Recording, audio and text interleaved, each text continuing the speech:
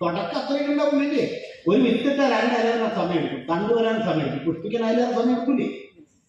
തേങ്ങ കുഴിച്ചിട്ട് തന്നെ പിറ്റേന്ന് പറിക്കാനായി, കുഴിച്ചിട്ട് തന്നെ വാങ്ങണ്ടേ? അപ്പൊ ഞാൻ അതാണ് ഇവിടെ ചിന്തിക്കുന്ന എന്താണ്, ടൂറിന്ന് പറഞ്ഞ 2 വരെ. ഇപ്പൊ പുതിയ ആളെന്താ ചിന്തിക്കാം, ഇപ്പൊ 2 വരെ കിട്ടിയപ്പോ ഞാൻ ഇതാണ് അഥവാ കിട്ടിയത് എന്താ സ്റ്റാർട്ട് ചെയ്തിട്ടാണ് ഈ കടന്ന ചിന്തയാണ്. 360 400 കിട്ടുമ്പോൾ ഇത് വീട്ടിൽ കാണിക്കാൻ പറ്റും. ഞാൻ ബാങ്കിൽ ഒരു ദിവസം 2300 കിട്ടിയപ്പോൾ കാണിച്ചു, ഈ ആഴ്ച വരുമാനം എനിക്ക് 2300 രൂപ കിട്ടി. ആണോ? 7 ദിവസം കൊണ്ട് കിട്ടി. ബംഗാളിൽ കിട്ടി 7 ദിവസം കൊണ്ട് 7000. നീ ഈ തുള്ളറൊക്കെ തുള്ളിട്ട് എൻ്റെ ഉണ്ടോ? തുടക്കത്തിലെ വരുമാനം പോലും കളിയാക്കുള്ളതായിരിക്കും. ഇവിടെയൊക്കെ തുടക്കത്തിൽ ആളുകൾ ചടപ്പ് ഗുണകരമായിട്ട് ഒരു വർത്തമാനം പറയും. ഓ ഡ്രസ്സ് കണ്ടാകണ്ട, എന്റെ വരുമാനത്തിന് 1300. അപ്പൊ തുടക്കത്തിൽ വിട്ടിട്ട് പോകാൻ എളുപ്പമാണ് അവർക്ക്. കാരണം 2 തരം അഭിപ്രായമാണ് ഈ ബിസിനസിനെ കുറിച്ച് വരുന്നത്.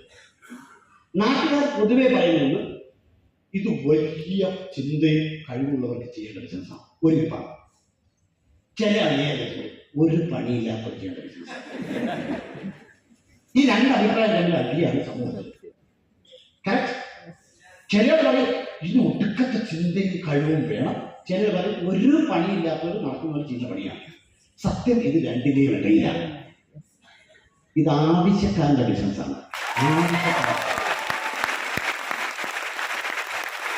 കഴിവുള്ളവരെ ഞാൻ നോക്കി നടക്കാറില്ല. കാരണം കഴിവുണ്ട്, ഒടുക്കത്തെ കഴിവുണ്ട്. ഓൻ ആവശ്യമില്ലെങ്കിൽ ആ കഴിവ് ഉപയോഗപ്പെടുത്തോ?